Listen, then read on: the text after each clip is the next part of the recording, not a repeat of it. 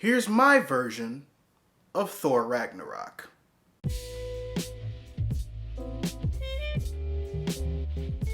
Thor Ragnarok has been out on home video for a bit over a month now, and I pretty much feel the same way as I did when I first saw it in theaters. It's okay. And I say that not as a casual moviegoer, but as a fan of the character of Thor in general. More specifically, Jason Aaron's and Walter Simons's depictions of the storylines, the latter in which the movie took a great deal of inspiration as far as visuals were concerned. And I get it. Marvel Studios wants to take the MCU in a more cosmic direction, and thought that treating this installment of Thor's solo franchise was a good next step after Guardians of the Galaxy. It also did a bit to try and match the success of Guardians of the Galaxy, but that's a discussion for another video. But the main point is that it is the most successful of the three Thor movies. And there was a lot of potential for this to be the Thor movie that I always wanted versus the one that I actually got.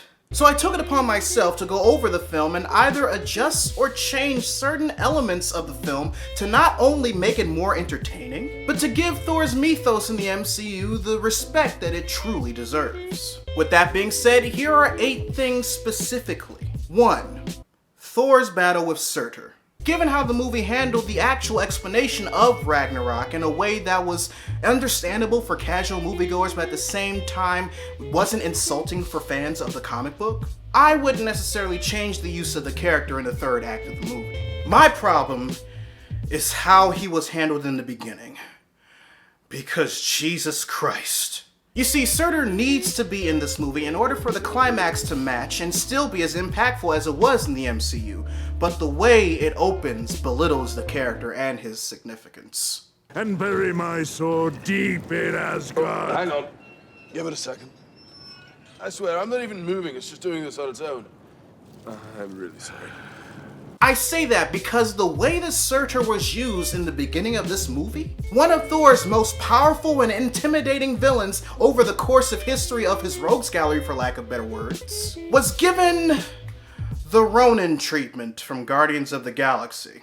Someday, put it together. What are you doing? This could have all been fixed by cutting out the Infinity Stone exposition and the dangling chain slapstick, and instead just started the fight.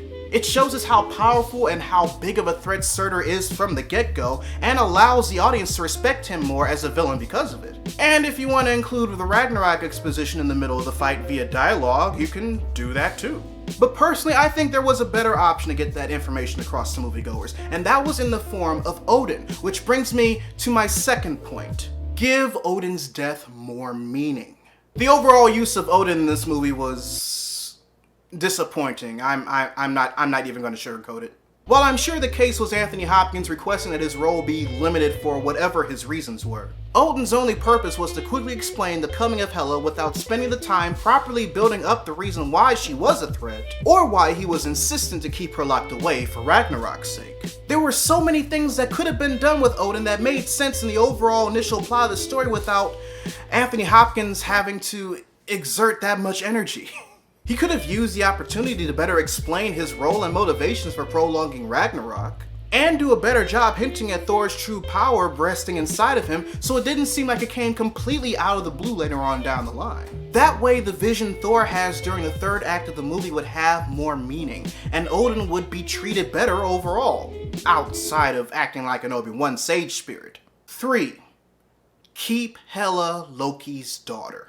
This was one thing in the comics that Marvel Studios didn't really need to overly simplify for casual moviegoers, especially if it helps further develop the villain that's already their bread and butter. Instead of Loki going to Sakaar with Thor, I would have had Loki go back to Asgard with Hela, using her time on the throne to explain that she's his daughter from a previous life cycle of Asgardians, and perverting Odin's attempt at starting it again as a way of keeping Loki loyal to him. That way you can use that moment to explain what happens to the Asgardians after Ragnarok, and even give actors that play prominent Asgardians a proper transition out of the MCU when their contracts expire, without having to retire the actual character.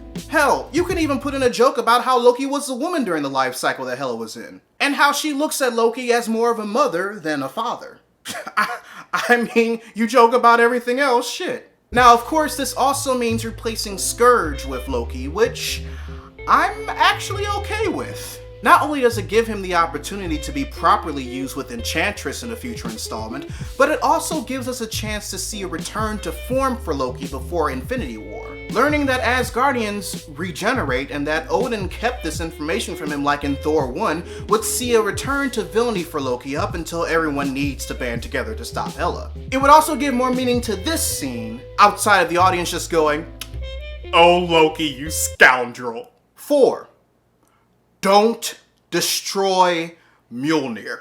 This is going somewhere, I promise. Instead of destroying Mjolnir, separate Thor from Mjolnir. Have Thor and Mjolnir land in Sakaar at different times like Thor and Loki did, but have Mjolnir land first and be found by someone just as worthy wielding it. Maybe even worthier. So worthy that Mjolnir might not even want to go back to Thor when he finds it. Do you see where I'm going with this? If not, don't worry, it's the next point, but let me finish this one up. See, the reason why I want to do this is because not only does it give Thor another goal to accomplish, but it lets him ponder some existential questions that the actual movie failed to ask but had plenty of opportunity to. What made him worthy to begin with? What is he without the hammer? Does he still need it? His connection with the hammer would have made a good connection to the events in the first Thor movie to help better establish this as a true trilogy. So who's more worthy to wield Mjolnir than Thor, you may ask? Well, I'm fucking glad you did, because that is my next point, bitch. 5. Replace Hulk with Beta Ray Bill.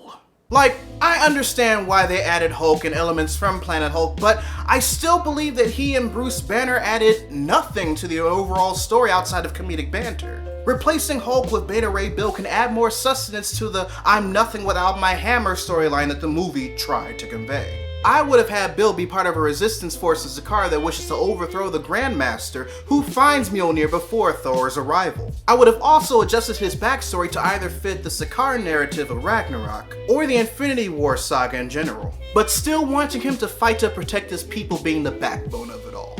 And instead of the Colosseum fight, just let it be a throwdown between Thor and Bill over who gets to keep Mjolnir like in the comic book. That way we can be exposed to seeing some pretty sweet fight scenes, especially seeing the two try and summon Mjolnir at the same time. Like, I don't know about you, but I would have loved to see this scene from Last Jedi played out in Ragnarok.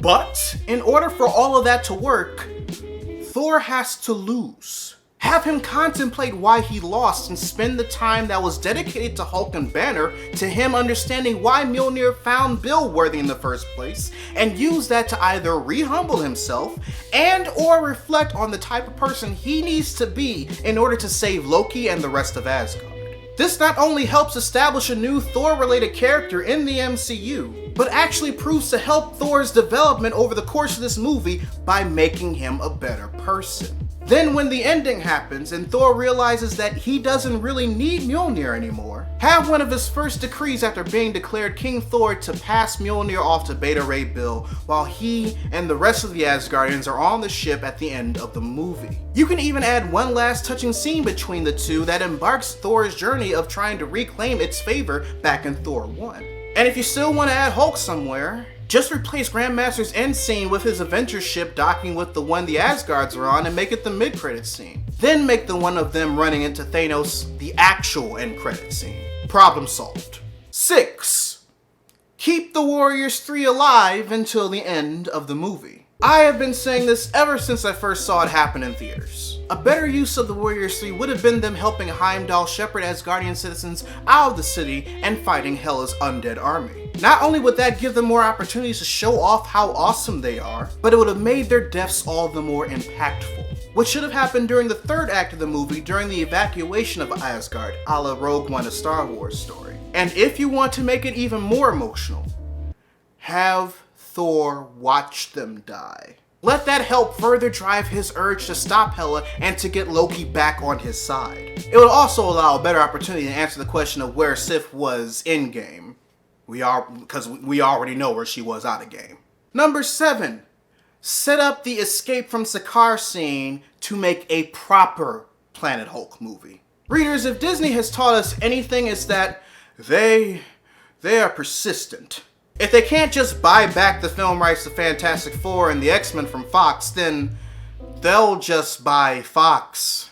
So instead of rushing to get something resembling Planet Hulk, I would have used the elements Ragnarok was presented with to help set up Sakaar for future use in the MCU, relating to the way it was supposed to in the Planet Hulk storyline. How would I do it? Well, I pretty much already explained how I would utilize Beta Ray Bill in this scenario, but I would also have the entire event of Thor's escape back to Asgard be a prelude for a proper Planet Hulk story as opposed to a Thor movie with Planet Hulk bits utilized. Grandmaster would stay as the dictator in charge of the entire planet, giving someone for the lieutenant of the resistance, Angmo Asan, to overthrow during the diversion to allow Thor, Bill, Valkyrie and company to escape to Asgard. And then when Disney either gets the full rights back to Hulk from Marvel, or Universal feels confident in giving Marvel Studios the go-ahead to do another solo Hulk movie, the setup for a more accurate Planet Hulk movie will already be in place. And number 8.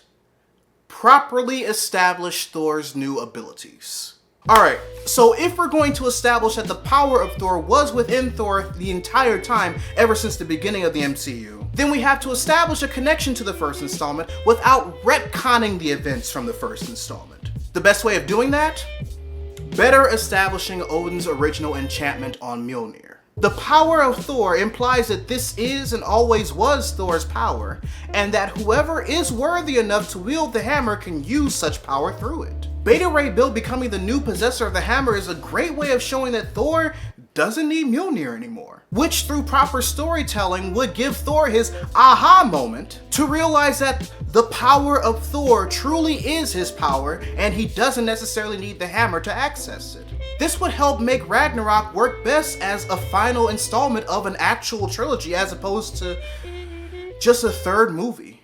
It allows us to better explore this element from the first Thor, either through flashbacks or a better explanation of the enchantment. It'll allow that moment of clarity to have more depth if it seems like it was always the intention of the hammer, as opposed to a single line from a vision of Odin, and it holds more power because of it. It also allows his new powers to seem less Deus Ex Machina-y, if there's proper work put in to explain to casual moviegoers that this is a necessary peak in Thor's development and has been part of the plan since day one. I mean, it's not, but still. But yes, readers, those are 8 things I would have changed if I were to make my version of Thor Ragnarok. So your homework assignment for the day. Write in the comment section below if there's anything that you would want to change about Thor Ragnarok. And if you want to read the editorial that this video is based on that I wrote back when Thor Ragnarok was still in theaters, you can click the link in the description box below. Like the book report video that I did on Ready Player One, this is also a test pilot video thingy for another Patreon reward that I'm thinking about doing once a month over there. So let me know what you think about this video and if you want to see more of it. Also, be sure to subscribe to the channel and turn on notifications, because I post new videos every Monday, Wednesday, and every other Friday. But until then, this is Readus 101. Class dismissed.